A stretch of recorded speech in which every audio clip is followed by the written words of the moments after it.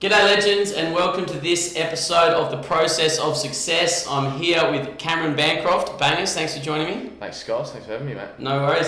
So it's the first episode we've done for quite a while, so I'm excited to get back into this. Now, those of you, I'm sure anyone watching this knows who Cameron Bancroft is, but in case you've been living under a rock, Bangers has played 10 test matches with a high score of 82 not out, 99 first class matches with an average of 37.94, 56 list day matches, and 50 20-20 matches. So at the age of 27, a very experienced cricketer, but with a lot of cricket still to go.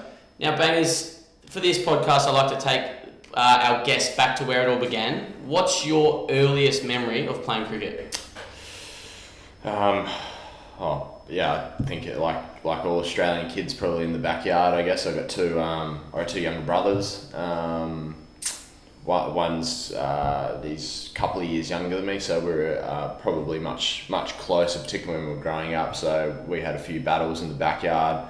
He ended up being a fast bowler, and obviously I was always a batsman. So plenty of bowling to me. And I think the other memory is probably just my dad spending time. Frustrating at times. It's always really frustrating listening to your dad sometimes, but looking back now, I just loved it, working hard on technique, hitting the ball on the ground. That was some of the key messages. So, I think they're my earliest memories of cricket. And did you have idols growing up? Did you try and go to the nets and bat like a certain person? Yep, I did.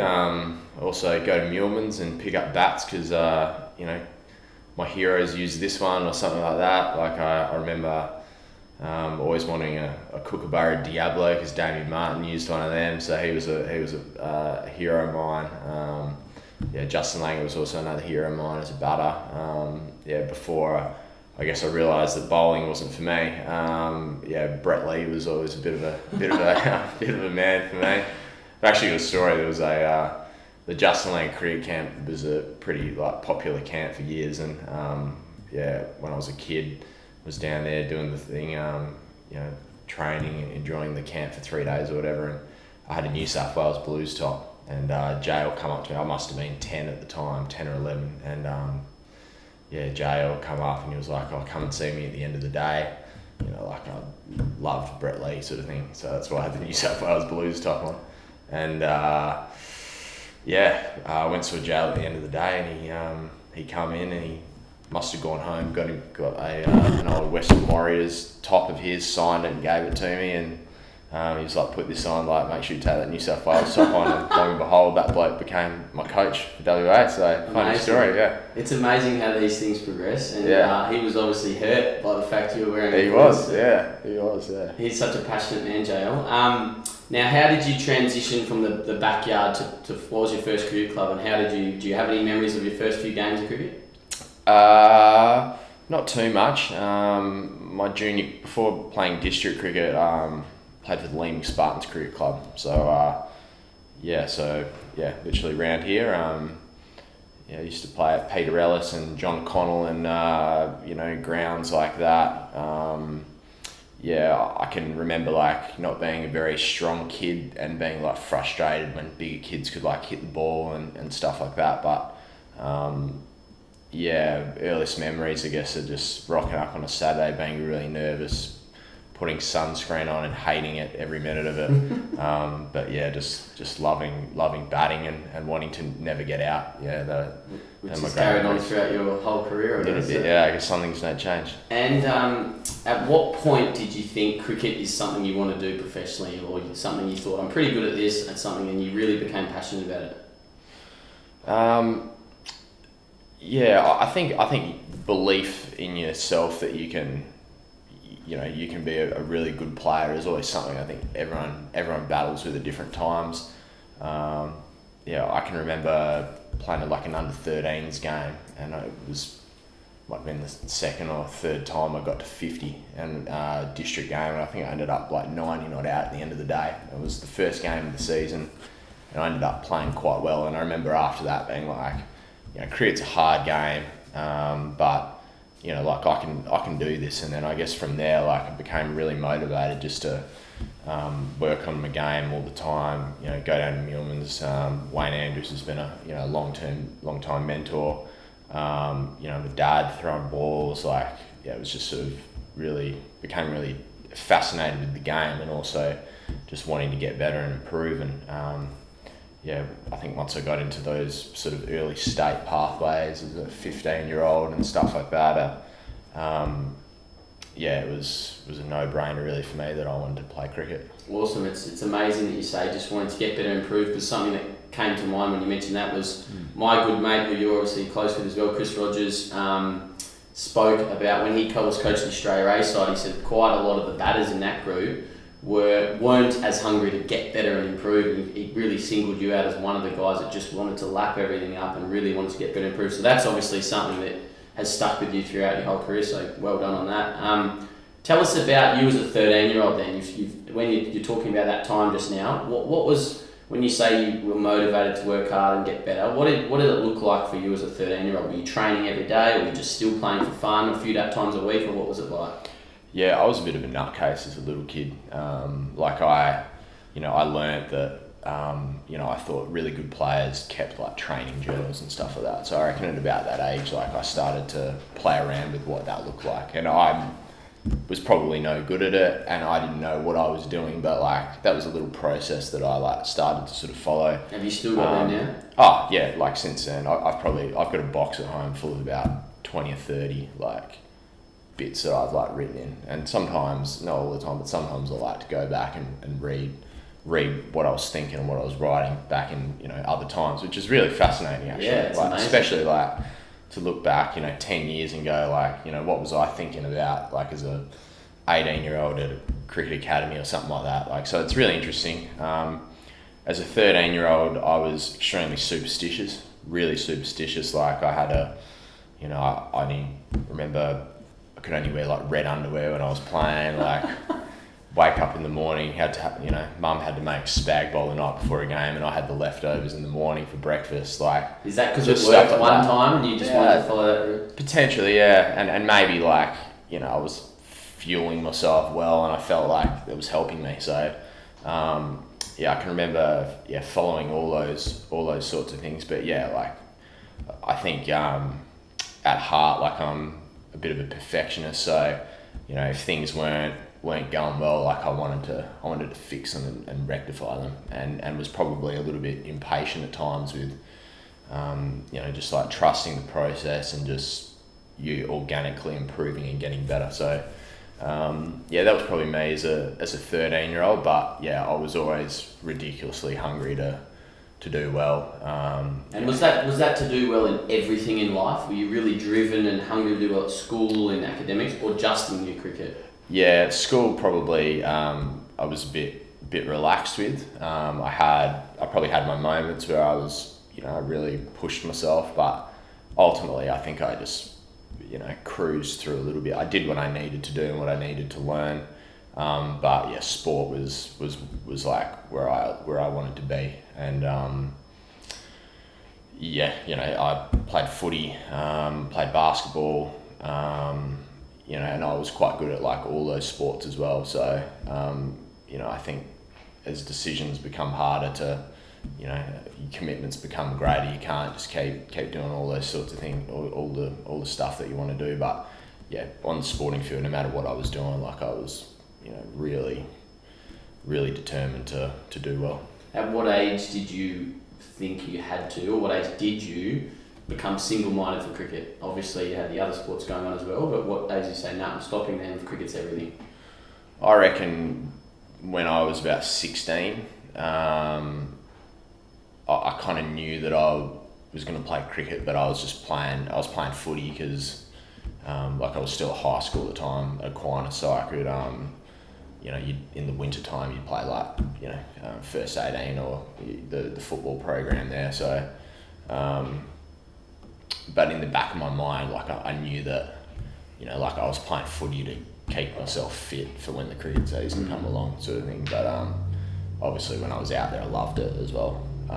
But about that time, I started to just sort of understand that, and I had some really good coaches and mentors that, were coaching my cricket, but also my footy as well. And like, you know, they'd look after me, you know, like rather than playing, like I used to play in the midfield a fair bit. So like, rather than be in the action there, like he'd chuck me up forward or something on a half forward flank. So like, look after your body. Yeah, so I wouldn't, you know, like get knocked out or be silly or something like that. So, about that age, I reckon, yeah. Yeah, so you've mentioned Wayne Andrews and your father. Yep. How important have mentors been? Is there anyone else you want to mention now? But how important has mentors been throughout your career?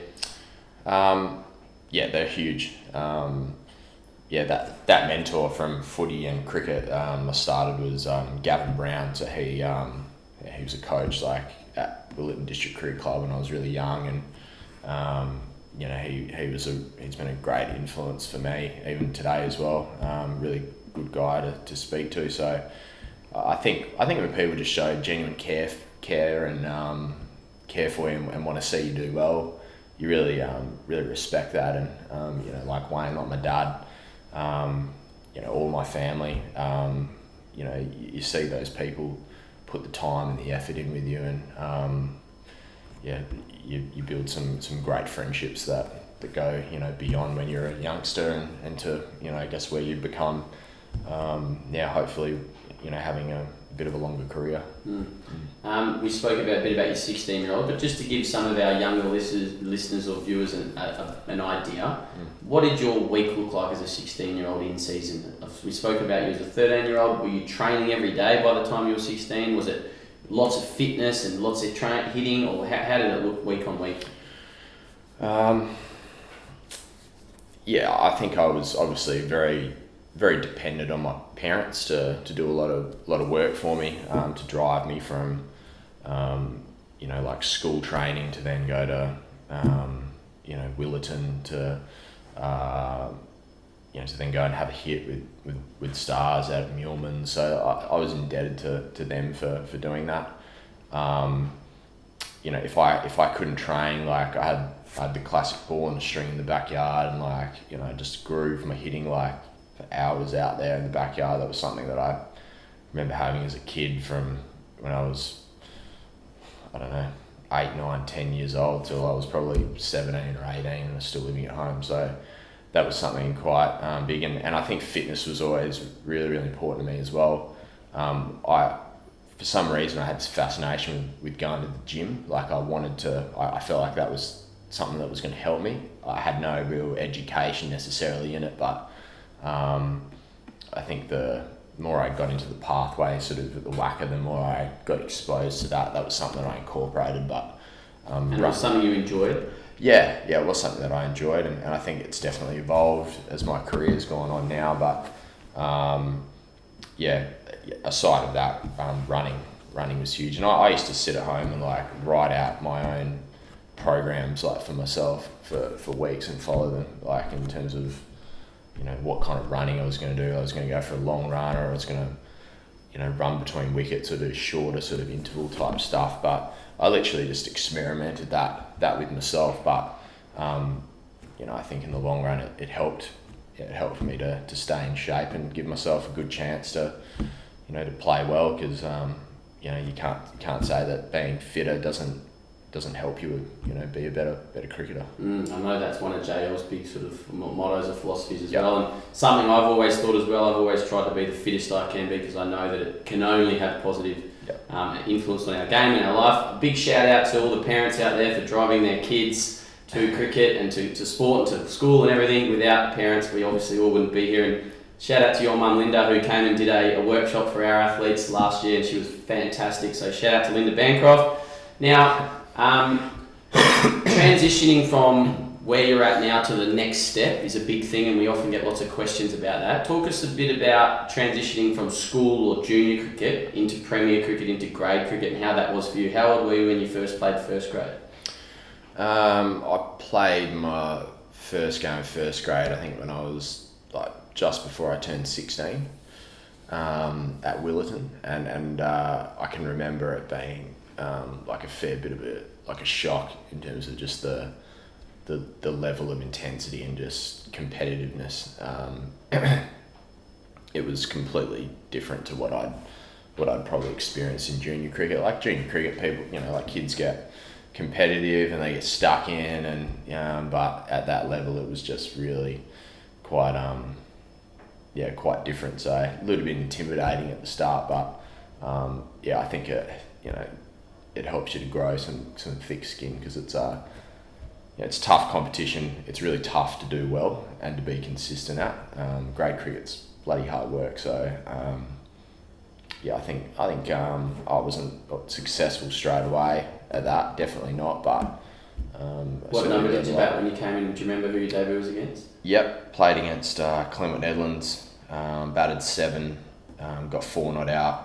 I was absolutely stoked, and I didn't even care about making runs. I just didn't want to get out. Yeah. So I must have been 4 or 50 or something like that. But I just remember being like, I'm not getting out here. And I to be fair, I was really lucky. I had some really good senior, good grade players playing around me. So I had a really good environment to become a tougher cricketer, but also to become a better player as well. Alright, my first memory of you, I don't know how old you were and what stage of this first grade career was, but my memory is Ryan Duffield, who was a big fast quick at the time, probably had a Warriors contract at the time, good mate of mine, bowled a ball and you clipped him off your hip for a single or a 2, and as you ran past him, you chirped him. Don't bowl there. I thought that's what you said. You said don't bowl there, and it got the big dove absolutely steaming that this young bloke was chirping him. That was absolutely gold. And obviously showed a bit about your character back then. Yeah, I don't know what I was thinking then, but that was overstepping the mark probably a little bit. But I don't know. Like sometimes when you're young, like you feel like you need to.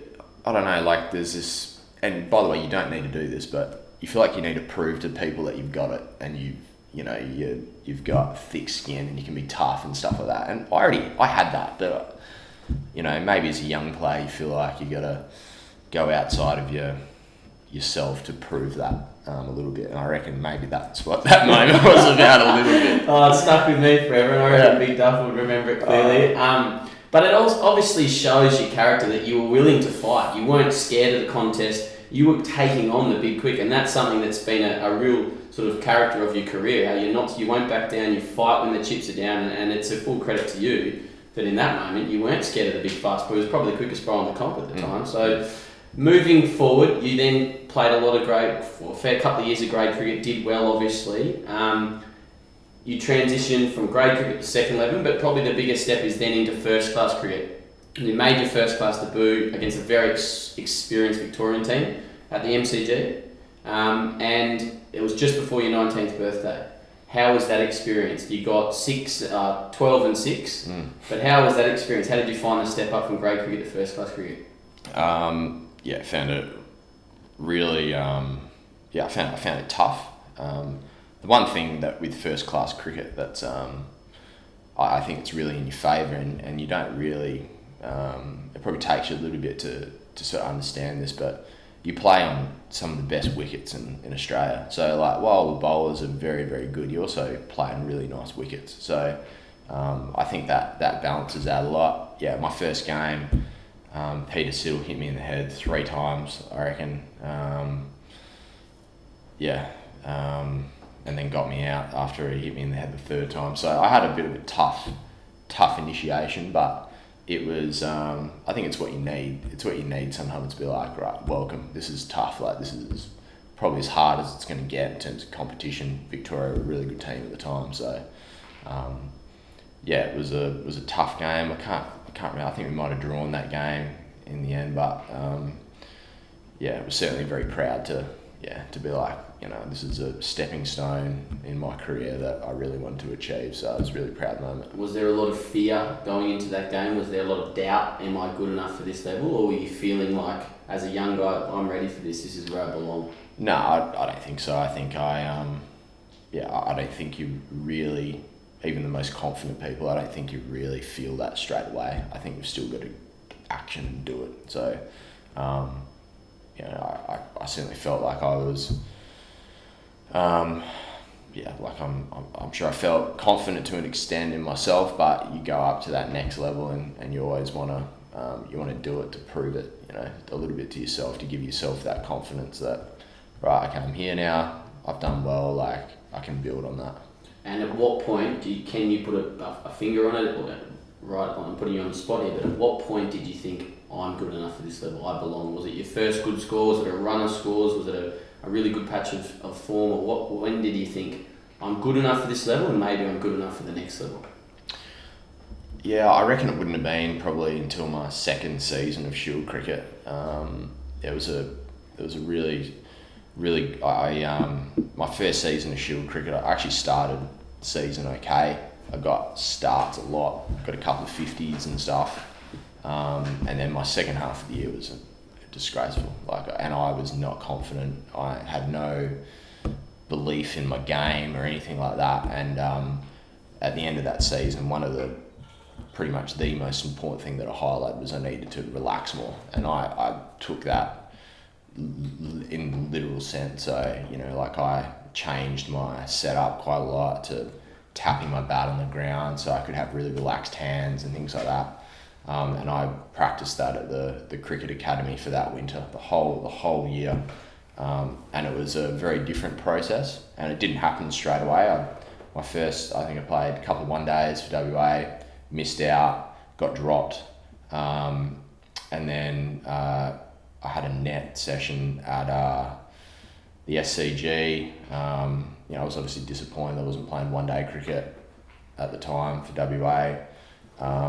We won the Matador Cup that year, which hurt a little bit even more sitting on the sidelines watching, albeit being proud that your team won. But Nathan Coulter-Nile bowled to me in the nets in one of our training sessions, and I'd been working on this really relaxed setup and mindset and everything like that, but it just wasn't, there was something missing there. And he come down, Coults is a pretty honest bloke. Very honest bloke, one of the most honest people that I've certainly met. And, he was just like, you got to stop doubting yourself. You got to stop, I guess playing in fear like a little bit, because you'll go nowhere. So, he was a bit more stern with what he was saying, and JL was there at the time. And, it was really difficult and quite fearful for me to stand there and be relaxed and trust that I was just going to move into a good position and hit the ball. The rest of that net session was like chalk and cheese to the start of it. And then in my first game of Shield cricket that season, I got my first class 100. And it was just completely different. And I think for the rest of that year, I had a really, really good season, got a few hundreds. And I felt completely different about myself as a cricketer after that. So it's amazing that it was that little thing from Coults that sparked something within you, that just triggered something within you, that gave you, what do you think, was just a bit more belief? Was it just a bit more sort of belief that you were good enough and belonged to that level? It was actually just, in that moment, I was completely vulnerable. The thing with fear, right, and with, self-doubt and stuff like that, people hold on to it because it's really comfortable. It's actually really comfortable to sit there and to be like, oh, I'm not good enough, I'm not. But in that moment, I was so vulnerable because I wanted to be a really great Australian cricketer, but also I was so afraid just to stand there and to trust and to relax. And sometimes when you're sort of fighting between the two, it's actually a really comfortable place. And that's why some people never make it, because they get really comfortable in that place. But for whatever reason in that moment, you just get to this complete stuff it kind of state of mind. And I always, when we play cricket against people, when players get in that mindset where they're just gone stuff it, it's a really, as an opposition player, it's a really dangerous place to be, because people, when they get in that headspace, often perform really, really well. There's something that links their mind to their body, and then things just happen, and that's what happened for me in that moment. Amazing. It's something that comes to my mind there is a good friend of mine, Sussex captain Ben Brown, said that at one point, it might have been, I could have my timeline on here, but it might have been when J.L. Ordiner was there as an overseas player, and he spoke about not fearing getting out, and they had a mantra or a motto, the fuck it factor. Yes. And they would say that often, like, fuck it. I didn't want to say it. That's okay. we can beep out the swear words. That's okay. That's no dramas. But and it was a real emphasis to stop caring too much or trying too hard. Obviously, we care. We're human beings. We train hard. We want to do well. But and I know I've read in the past. I'm a big cricket nuff. You read all things about everything. I've read somewhere in the past about you that it was a real sort of struggle to not try too hard. It was something that you had to work at. When we try too hard, the results don't come. So it's more about relaxing and trusting the process, isn't it? Yeah, definitely. And the hard thing with cricket is you can do the processes, you can do everything right, and you can walk out and it's not going to happen for you. And that's the thing that's so hard to grasp, is that we do all the work and we think we go out there and we deserve it. And then it doesn't happen, and then we get disappointed about it. And that is just the hardest thing to understand. And the really great players, that doesn't bother them that happens. They just go, that's part of the process. That wasn't meant to be then, but I'm doing the right things, and that's enough. And I'm just going to keep doing them over. I'm just going to keep showing up. Yeah. How did you get to this mindset? Have you done work with a mental coach? Is this just a lot of your own sort of internal reflection or listening to others? How have you got to understanding this? Years of making mistakes, and I have, I think particularly in the last 12 months, I reckon I've improved a lot in this sort of space. But I couldn't give you a time that I would have come to think that in that way. There's a really good mind coach that I met in the UK last summer. His name's Maurice Duffy, and he said, he talks about his own life, and he kind of says that some of his greatest achievements are actually his failures. Some of his greatest achievements, and when you look at things like that, it does put a lot of things in perspective. Gets you out of your head in this fight or flight, deep anxiety that people get in because they want to do well, and just to understand that sometimes your mistakes are part of the process. And he always talks about there being winning and learning. No, failure is not a thing. There's winning or there's learning, and I think it's a really good mindset to be in. Absolutely, and I think and try and encourage all the athletes I work with that it's winning or losing, it's always learning, but it's a great way to spin the losing or the failure into it's a lesson, it's something to learn from. So with that, what you just said there, does Bangers, who gets out in the next game or this week in a second 11 game, handle getting out the disappointment much better than a 19-year-old Cameron Bancroft did? Yeah, massively. This week, for example, we, for me personally, I didn't get any big scores, but I took away some really, really good things from the game. And the big picture is that I'm going to go and play in a Shield game, and I'm going to be much better prepared because I made some mistakes here. People look at the outcome, right? And people will judge the outcome. Obviously cricket's a game that's broadcast quite a lot, and people always have a fair bit to say. But they don't know what I'm doing in my head, and that's actually the most important thing. So, for this week, ball swung a lot. I'm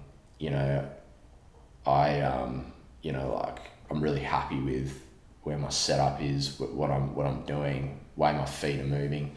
I made a poor judgment driving at a ball. That's cool. With a duke ball, I can't play that shot if the ball's going away from me. So that's my lesson. And so will that, going into the Shield game, will that mean that situation again, you get that similar ball, you've banked that knowledge and you'll be leaving that ball? Yeah, definitely. I think the duke ball swings a lot, so it's a little bit confronting to deal with a little bit, especially since you've transitioned from playing 2020 cricket where I walk out and the ball doesn't move off the straight. So it took a little bit of adjusting to, the sort of the big lesson that I took, the second innings I got quite a half decent ball, so I can walk off and I can accept that. But the thing that you know, in 2020 and particularly like even as kids, you walk out and we want to hit the ball and we want to hit the ball to the boundary for 4 and we want to hit the ball for 6 and we think that's like a really successful play, right? And everything else in between means nothing. And in the second innings, obviously, you know, like I was not even going to bother giving attention to the ball that was moving away from me, particularly if it wasn't there to hit. So I actually started to have great enjoyment in knowing that a bowler bowled a good ball and I left it. And that, to be fair, that's as successful as hitting a ball and scoring off it. But we don't see it like that. We sort of see it like, oh, you know, like I've missed an opportunity there. The game's about scoring. It is about scoring runs, but there's also a really great joy in the bowler bowling a good ball and us leaving it and just watching it go through to the keeper. Like that's as successful a decision as stepping to a ball that should be hit and you hit it for 4. And that was a bit of a lesson that as a batting group we sort of learnt during that second limit game, but sort of a really big thing that I took away. And you know, that's what I'm good at. I'm good at, you know, leaving balls for long periods of time, allowing people to come to me, and I think for long form cricket that's the game. Yeah, it's amazing, and we're obviously getting a fantastic insight into you as a person and your mind, your philosophy. But it seems that what I've sort of noticed over the years of being involved in cricket and speaking to and watching some very, very exceptional performers is that it's their mindset, it's their understanding of things that really takes them from average to great. And hearing you talk about putting a positive spin on things, I think is huge. Like a lot of young players, they dwell, they get frustrated, they get annoyed, as you've already spoken about. But for you to step away and sort of, you could have said, I'm a test player and it's a second 11, I'm not playing well. But for you to go, yeah, I've learned a lot from that, I've taken a lot out of that, and I'm going to take that forward into my Shield game, is an awesome lesson for everyone listening or watching this video. So well done to you on that. On that, what at the top level, what do you think is the balance between technical and mental? What is, if you were to break it down into a number percentage, what do you think it is? 10% technical, 90% mental, or vice versa? How do you see it to be successful over a long period of time at the top level? Yeah, I think technique is really important. I think if you've got a really solid technique, the game is all mental. But I reckon if you're a little bit deficient in some places technically, mentally you can be absolutely switched on and all that, but you get found out a little bit. So, you know, that's what you sort of see, like, you know, especially, you know, like classic one to be, you know, the way Marnus has been batting, like, at the moment. You know, I think he had, you know, he always had like a really, really good mind and good mindset. You know, technically he had just a couple of little things, and you know, he's been able to sort them out, but still keep his mindset exactly the same. And now he's actually playing probably how he was always capable of doing. So, it's tweaking. You know, like you're always going to be tweaking. You know, bowlers are going to bowl. People are smart and people love solving problems. So, you know, like Steve Smith goes and has an Ashes like the way he does, but then people are not dumb. They want to work out, right, how can we find a way to nullify Steve Smith? And, you know, like you probably say that this summer that teams did that. So, albeit he was still able to find a way at times, like teams actually did that. So the challenge is then just to just tweak yourself, like, and it's literally like just putting spices like in a pan, like when you're cooking your food like that, and that's little bits. Just adding bits, taking bits out. That I think that's what technique and what your mind is doing to make yourself, I guess, be in as good a state as possible to perform. How do you go about managing your game? I've obviously seen you the last few weeks in at Newlands a fair bit. In the middle of the Big Bash had finished, you in there again hitting with Bobby Millman, working on things in your game. How do you manage technical sort of aspects of your game, and how do you manage transitioning between the formats? It's obviously difficult. You say you've come out of Big Bash and you're into second limit, the ball's moving and you're used to whacking that ball through or over cover, and you suddenly need to be leaving that ball. How do you find juggling the formats? I think it's obviously challenging, and I think some days you adjust really, really well and really quickly, and then other times like it takes a little bit of time. But one thing I would say is that I think the more experience you get, the quicker that goes. So, like I've had one game, but like I've really identified quickly what that is, and the next time, like I'll play grade cricket on Saturday, so like that'll be something that I practice again on Saturday when I play club cricket, going into the Shield game. So, that's something that I think, I think all players are really aware of. Technically, I think I was quite a poor player through the offside. So, during my band period, I worked a lot with Bobby on that side of things. I really simplified a lot of stuff in my setup. Got back to basics with a lot of things, worked on, hitting the ball, particularly off the back foot. And when I go to Newlands and I like hit on the bowling machine, or if I go to, Southern Cricket in Leaming and I hit on the bowling machine, I just want to groove my shots. That's all I want to do. I want to, I want to hit, buckets of balls in my pads, and I want to get to a place where it's just automated and it's happening. I'm grooving where my feet are going, and then where the ball's going for all shots, whether I'm trying to hit my cuts or pulls or driving, whatever that is. So that's what I'm trying to achieve.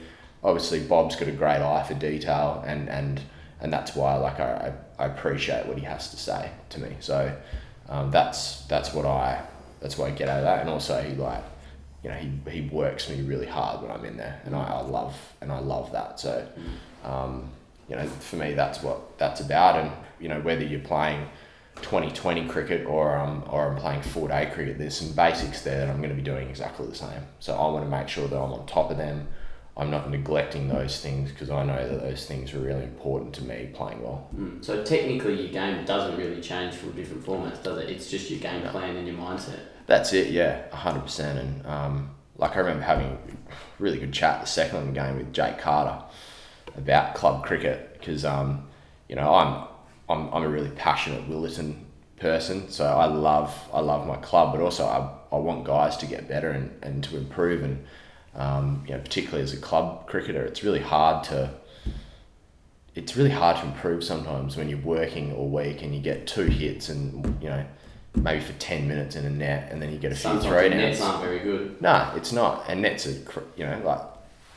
crap sometimes, and you can't do anything about it. So we were just talking about, obviously technique, and he, Jake was sort of like, it's difficult for grade players to improve technically, because you don't have the time that I have. They're at work Monday to Friday. I can sit on a bowling machine for 6 hours that week, and I'm going to get better. So game plan there, it becomes extremely important. Regardless of your technique, do you have a game plan that you can stick to that's going to just give you a chance, to do well? You might have all the technical deficiencies in the world, but at least if you've got some sort of a game plan, you're giving yourself a chance. If you're walking out and you're doubting your technique and you have no game plan, you're really stuffed. You can't play well. So that was really interesting. And for younger players, I think your game plan evolves as you get more experience, but that's where your coaches and your mentors can really help you sort of say, okay, your cover drive's struggling a bit at the moment, let's just look for anything straight, and just really help coach and sort of guide young players, I think. Because if young players are listening or watching this, they might be like, oh, how do I get a game plan? So it definitely becomes easier with experience when you understand yourself and your game plan more. But if you are young, speak to your coach, your senior players, and get help from them about what you could be doing with your game plan. Just to give our listeners and viewers a little bit more context, you're talking about coming into Newlands and grooving and hitting lots of sort of shots in a certain area. On top of that, when you go to the whacker, it's lots of wangers and sidearms and challenging and facing bowlers and stuff, isn't it? So it's not just... Some people get caught up doing the easy stuff, the feel-good stuff, and don't get out of their comfort zone. So you're obviously doing a combination of both, aren't you? Yeah. I kind of like to plan it like this, and it's not always a really easy transition. But when you're training, and I'm particularly if I'm doing stuff on bowling machine, or I'm doing something really specific. Like I'm sort of in a bit of my like thinking box. Like I'm thinking about what I'm doing, but then I'm trying to like feel what that's like. So like I'm probably, let's call it a think box and a feel box. Like I'm sort of transitioning a bit between the two, but I'm thinking about what I'm doing, and then I'm trying to get some sort of feel of what's going on. And then when I go and I hit in a net, and I know bowlers are bowling to me, or if I'm having a throwdown and I'm trying to do this, I'm trying to transition out of this thinking and feeling into just play. And you talk good players, you ask them what they're thinking about, and more often than not they'll say nothing. I wasn't thinking about anything. And it's this muscle memory that you develop in this other space, but you must let go of that to play. And that's really difficult to do, because I guess we get attached to the processes of our training and our practice that we forget that the game is actually about expression and stuff. And if I was the best at that, I'd be playing Test cricket right now. But I guess that's the battle of every player, is to become better at that. I'm working on things, but I walk out and I play, and I'm in that play box. Complete freedom. With complete nothingness. Yeah. It's something that you may not have heard before, may have heard. Buck went on a learning tour with a bunch of coaches to the US last year, and he said that I don't know where it was. They went to the Milwaukee Bucks and all these high performance sports teams and environments, and someone along that tour they were on spoke about there's two zones. There's the learning zone, which is what you're sort of talking about. You're thinking, you're feeling, and you're trying to learn and develop. And then there's the performance zone, where when you say you walk into the net, you've got bowlers, and that's just like performance, just game, just nothing, just play. And I found that fascinating, because I hadn't, that for me gives a label on how to, and I really use that with the players I look after now, and say, okay, well, this is a learning session, we're going to groove, we're going to practice, and when you think about it, feel it. And sometimes I might get on the sidearm and just say, right, performance zone, let's just play like a game. I'm going to challenge you to field to this. And to break it up like that, I think, in my mind, has helped allow me to coach a little bit better, so it's not crossing over too much. It's and I thought that's a good way to sort of explain, I suppose, a different method of what you're going through. Moving sort of forward, I guess, or back into your actual career, your Test debut against England, November 2017.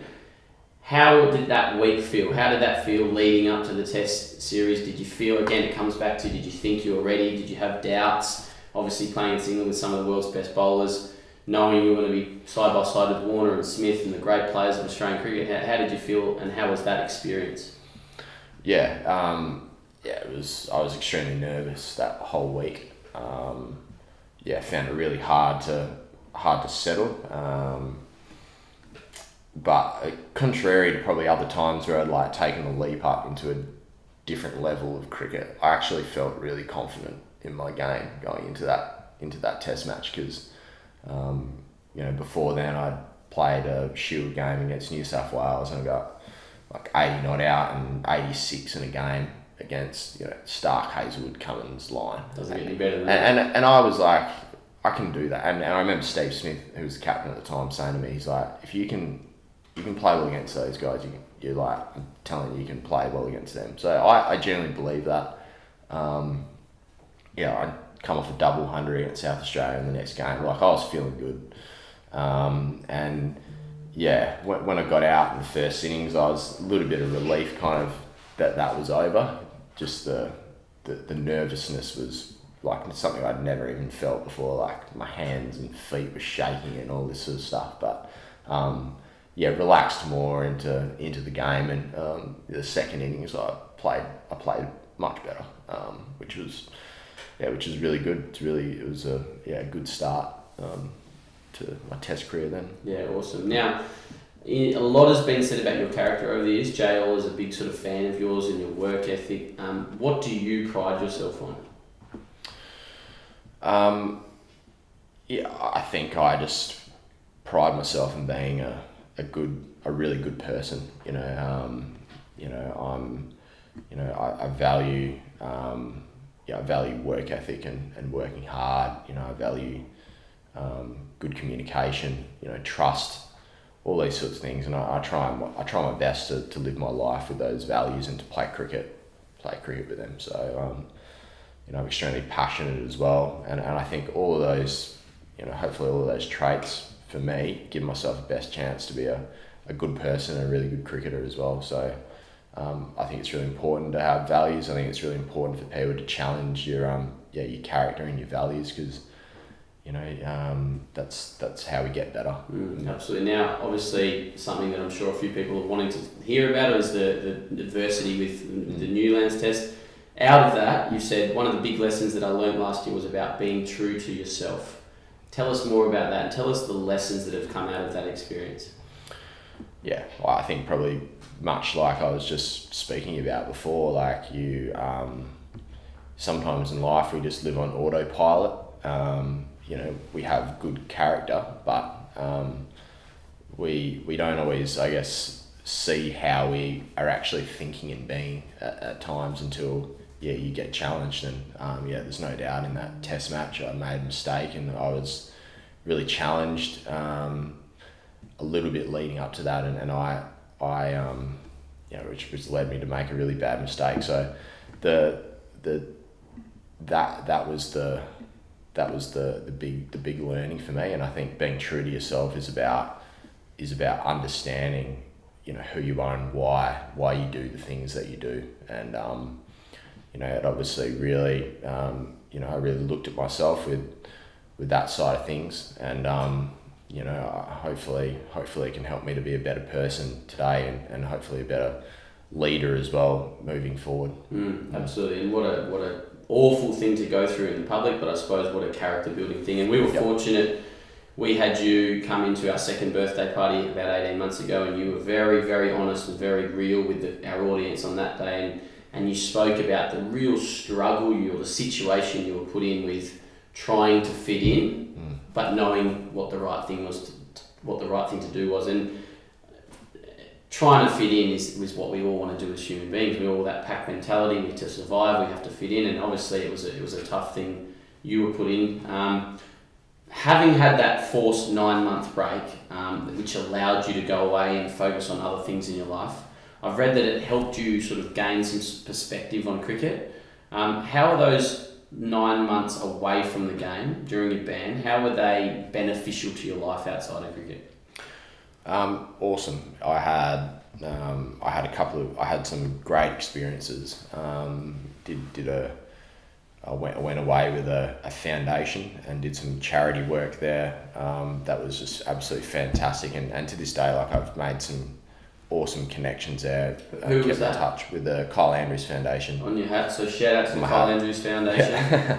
Give them a follow, guys. Yeah, absolutely. So there's some kids there that I've made some awesome friendships with that I still keep in touch with today. So that's been absolutely awesome. I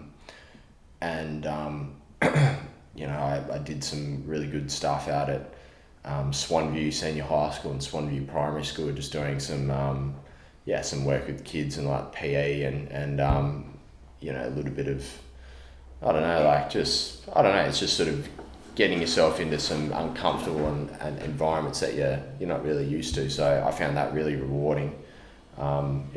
It's been well documented that yoga was a huge part of my journey, and like it was massive, and I did a teacher training course because it was so invaluable to me. And that was really awesome as well. I was able to train and do a little bit of cricket in that period of time, but certainly those outside of cricket things were some of the highlights. I ran in the City Surf. In fact, I saw you at the start line. You came up behind me like, g'day, where's I was like, what's going on? And then you burnt me off. Yeah, that's right. So that were good times. Yeah. And so I suppose out of that, some people talk about, like, I know Kobe Bryant, who's recently passed away, there's a lot been said and written about him recently. He was obsessed. He was an obsessive trainer, hard worker, and that's what took him to be the best. He was one of the best ever. Now, there's a real sort of school of thought that you've got to be obsessed to be the absolute best. But at the same time, to be the best you can be, you need balance. Do you think that having that time in the game has given you longevity and in the game? And where do you sit on obsession versus balance? Because sometimes they can't go hand in hand. Yeah, I've thought about that a lot, and I think being obsessed with something is okay. You know, being obsessed with alcohol is not okay. Being obsessed with drugs is not okay. But being obsessed with other things that you're passionate about and that you love, that's a healthy obsession to have. If I'm rolling in to play cricket and I go out and I get performance anxiety, if I, am so disappointed for weeks on end because I missed out here or something like that, that's not a healthy obsession, because that's, developing anxiety and all kinds of things, and it's not healthy. But to do something and to love doing it, and to love making mistakes doing something, to love being, to seeing mistakes and success in the same light with one another, that's really healthy. And that's also extremely balanced as well. And I think you look at all the great performers in sport, like Kobe Bryant, Roger Federer, Tiger Woods, probably a little bit to an extent. He obviously had other issues, but these guys just loved the process of what they were doing. I think that's what I was going to say. Is it sounds like what you're describing is just loving the process. Yeah, that's it. Yeah, and you're addicted to getting better, but you're not discouraged because you made a mistake. And I think that's the thing that you can learn from elite performances. Is this, they're obviously elite at what they do. They get results, but they also don't care if they don't get results. But they just keep chipping away and they just love what they do. And I guess if you're not doing that, then you're probably not really loving what you're doing, are you? So I sort of said to a lot of my athletes over the years that I feel like the best players, the very best, have a belief in themselves through, so that when things don't go their way, like you say, they don't care. They just go, I'm just going to keep doing what I'm doing because I know it's coming. I know if I keep doing the things, it's going to come. Whereas a lot of young players, I've been through it, I know most people go through it, when the scores don't come, you start doubting yourself, you start getting that anxiety and that worry, and then you start adding baggage to your game when you walk out to bat the next time. So the best players go, oh, well, I'm just going to focus on my process, love my process, and everything will look after itself. Yeah. And it's just such a big thing for young players to understand. It's such a hard thing as a coach or a mentor to try and instill in young players, is that it's okay to make mistakes. It's okay that you haven't scored runs this week or for the last month. Just keep working, keep getting better, and things will come. Over the years, and obviously with what you went through with the Newlands stuff, dealing with criticism and hate has come your way. I read something this morning about you've really learned to turn the negatives into giving you energy to perform and do well. How have you learnt that, and what do you sort of try and do mentally when things, sort of people are giving you a hard time? Quite. I think when people particularly want to give me a hard time about, I don't know, if I'm playing a game and someone's have a crack at me or calling me a cheat or something like that, I look at that and I go that some people are just really distasteful, in the world, and they don't know right from wrong.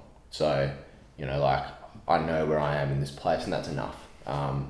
And I think that's just really, that's just emotional intelligence, really. There's a great quote from Marcus Aurelius that I can't remember off the top of my head, but every morning he would wake up and he would say to himself, I wake up, people are going to be, ungrateful, jealous, nasty, all these sorts of things. And the reason why they're going to do that is because they don't know right from wrong. Now, people might get offended by that, but they're the facts. There are people in the world that are like that every day. So, for him, getting that out of the way at the start of the day made him walk into the gate and go, I'm just going to be challenged today, and that's okay.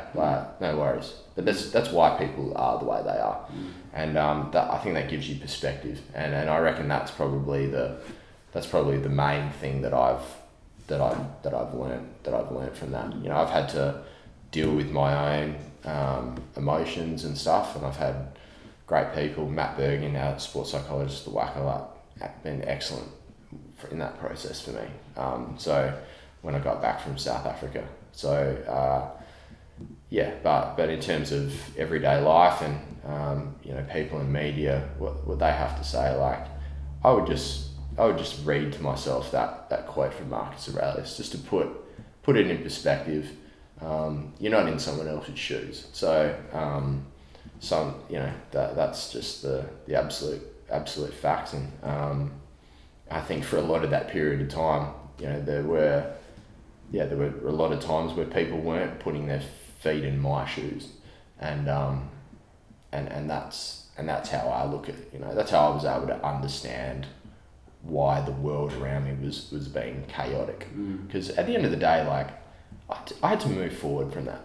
Did you have to forgive yourself? Yeah, absolutely. That was the first thing I had to do. But you have to you have to look after yourself. All these corporations and it happens in the world today. Like, there's greater fish to fry for others, and particularly for what other people value. And I had to understand that's why it was a big deal, and that's why others around me were reacting and being that way. But I had to move quickly past that, and it wasn't quick at all. It was a process, and it was difficult and things like that. But that's life, and other people don't have to like it. But I'm certainly proud of where I am today and how I've been able to come through that. And you're at peace with it, obviously, and yeah. No doubt those closest to you were very important throughout that period as well, helping you get you through that tough time. Now, we've got to wrap up shortly. We could talk for hours. It's so fascinating hearing all this about you. But what drives you? Yeah, I personally, in cricket, particularly at this point in my life, I'm just really addicted to the process of getting better. And, I haven't, as an outcome, I haven't achieved the things yet that I want to achieve in this game. But I'm going to wake up each day and I'm going to look to just tinker a little bit more just so I can be better. And sometimes you get obstacles that get thrown in your way. But those obstacles they're the way to go. They're opportunities for me to discover a little bit more about myself. So, that's what gets me out of bed each day to drive myself, and it'll continue to do so for many more years to come. How much of getting better comes from within, and how much is looking outside and taking ideas and advice from outside?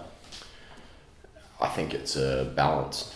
Yeah, I think it's a balance. I wouldn't say one's more important than the other, but at the end of the day, you make the decisions for yourself. So you listen to other people, but the buck stops with you, doesn't it? So I think that's the key thing to understand. People will help, but ultimately, people are not to blame for your mistakes, and that's that's it. It stops with you, and you have to make those decisions that are either going to help you or not help you.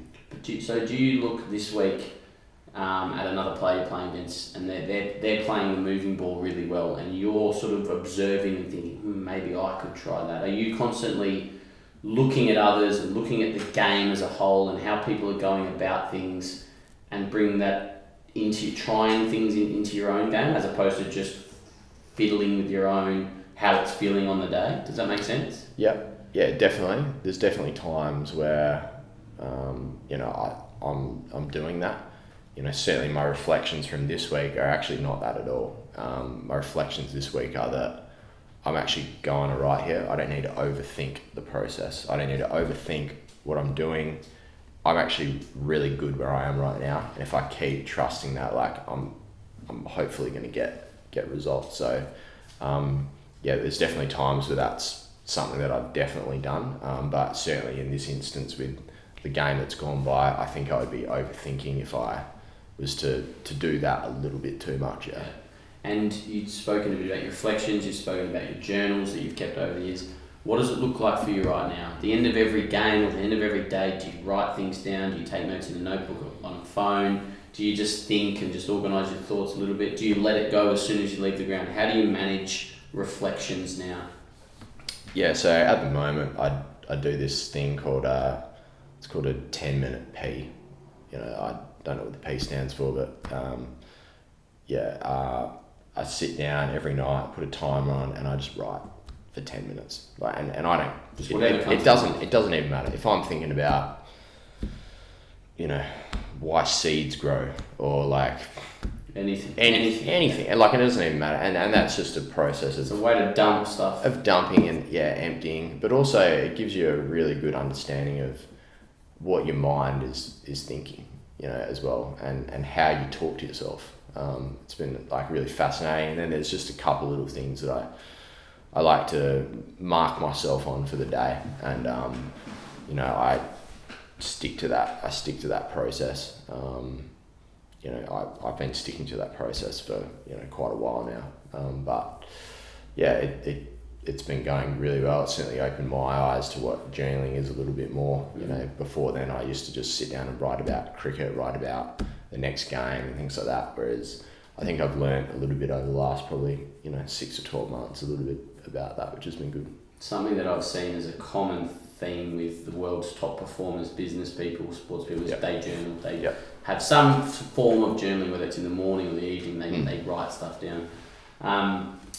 And with that, if you've marked yourself on one of those things and you're not where you want to be, is that then the next day you really try and correct that and really try and make that, or you just go, oh, I was off today? Yeah, I think I'm probably silly if I don't look at it that way. But yeah, it's sort of a balancing act between being like, not hard on yourself, but, you know, really driving that you're pushing yourself to be better, but also this softness as well, to being like, well, today wasn't a great day for whatever reason, because, you know, I didn't give my full attention to people when I was, you know, having conversations and something like that. Let's say I wasn't doing that and I gave myself a 7 out of 10 for it, or a 6 out of 10. I wasn't as good at that today. You know, there's a part of you that's like, right, you know, like, that's not good enough, you know, to have the awareness to be better at doing that. Like, you need to do that. You should be able to do that on the spot. To then also being like, you know, it's all right. Like, it hasn't gone to plan today. That's okay. Tomorrow there's another opportunity. And it's this sort of tug of war between the two that are both quite healthy. Yeah. Absolutely. Now, moving into the final little bit of this podcast is understanding you in the moment of batting. You have incredible powers of concentration. You're known for your ability to bat for long periods. What do you do? How do you manage your thoughts, and how do you manage your emotion, your energy during a game, in between balls? Well, I'd say that they probably come down to my routines that I have between balls. So, you know, I like to walk to square leg after each ball that I play. Come back, sort of like time a run a little bit to when the bowler's going to be nearly ready at the top of his mark. And when you're at square leg, is there anything in particular in your mind, or you're letting your mind just wander? Are you focusing on breathing? Are you doing anything particular, or just whatever happens? I think I'm a little bit whatever happens, but you know, I would say there are days where I'm, you know, I guess really good at just being clear to whatever's really important. And then I have days where I'm probably not good at that sometimes. You know, I'm a believer that the space between the ball is the space that it differentiates like a really average cricketer from a very, very good cricketer. So, having routines are part of that. But I think then, you know, being able to bring yourself back to what's really important in that moment is important. And like, cricket's really interesting because like you do have to think on the spot about things, but then when the ball's coming down, you need to like not think. You know, like if a bowler comes around the wicket to me and he puts in a bat pad and a leg gully or something like that, like I have to think about that, because, you know, if I was just to have a clear mind, be free, and then just clip one straight to him, or like do it. That's dumb. So like there's this battle between actually thinking and analysing to an extent stuff, but then just to bring it quickly back to what's important, and it's always the ball that's coming down at you. Yeah. So do you, just to try and get even more details, do you sort of, as you tap your bat, you mark your centre, you get into your stance, do you then have a mantra or a phrase or a keyword that switches you sort of on or takes away your thoughts, or is it just a natural thing? And this is when you're playing well. Obviously, when you're not playing well, you're probably clouded and things, but when you're at your absolute best, what happens in that moment? Yeah, so the walking to square legs is really important. That's I feel like that's just a reflection of what's happened. And then when I come back, I do this thing where I like just mark centre with my bat. I don't know why I do it, but I kind of say to myself that I'm just centering myself, so that's why I do that. Have you always done that, or is that a recent thing with your yoga training? No, I've done that for as long as I can remember. Yeah. I'll just like run it with my bat. Like twirl my bat in my hands and tap, and then look up. And when I'm playing really, really well, I tend to like look at a spot on the wicket, probably around a good length, before I look up at the bowler coming in. And I'll mix things. I'll think, watch the ball. I'll think, see the ball early out the bowler's hand, like stuff like that. And then and then from there it's just a pure trust in trust in the technique to be able to deal with whatever comes down at you, and then a clear mind. Yeah. It's fascinating. As I've done more of these interviews and asked this sort of question to most batters or high performers, the general theme is that they can't explain exactly what they do mentally, because it must be something that's just developed over time, and they're able to clear their thoughts to focus, whereas often the overthinkers are the ones, and I'm probably fall into that category, that can't bat for long periods, that don't have that because something gets in there, stays in there, and they're distracted. So it's fascinating to hear that. Now, I know we've got to wrap up shortly, so last couple of things. What is common in the best players that you've seen? What are some common themes in the very best players you've rubbed shoulders and played with and against some of the world's best players? What are common themes? I think they're able to... I think really good players are able to... they have a really solid foundation. So technique is very, very good, I would say. They give themselves a chance because they've done the work in that space. The really good players deal with failure in such a great way that like it just can't. It's impossible to bring them down. They're so optimistic and willing to grow that like a mistake here is an opportunity. And I think that's what the really great players are really good at, and they know that they can, they know that they're gonna go out and they're gonna play well. So I think those three things are probably the key things that I've seen in really top cricketers playing with and played against. Yeah. What's next for you now? So Shield cricket. So we play South Australia next Friday, which will be awesome. Yeah, looking forward to it. Duke's ball, yeah. Different challenges. First up there. Yep. And back to Durham next year. Yep. Then I go back to the UK and play for Durham in April. Enjoyed your time over there last year? Loved it. Yeah, absolutely loved it. Awesome club, good bunch of guys. So hopefully we can be successful this year. Awesome. Now, final two questions we ask all our guests. Why do you play cricket? Yeah, because I love the game. I love every part of it, I'm just addicted to improving and to getting better and to finding more about myself. So that's why I play the game. Yeah. Awesome. And what's your definition of success?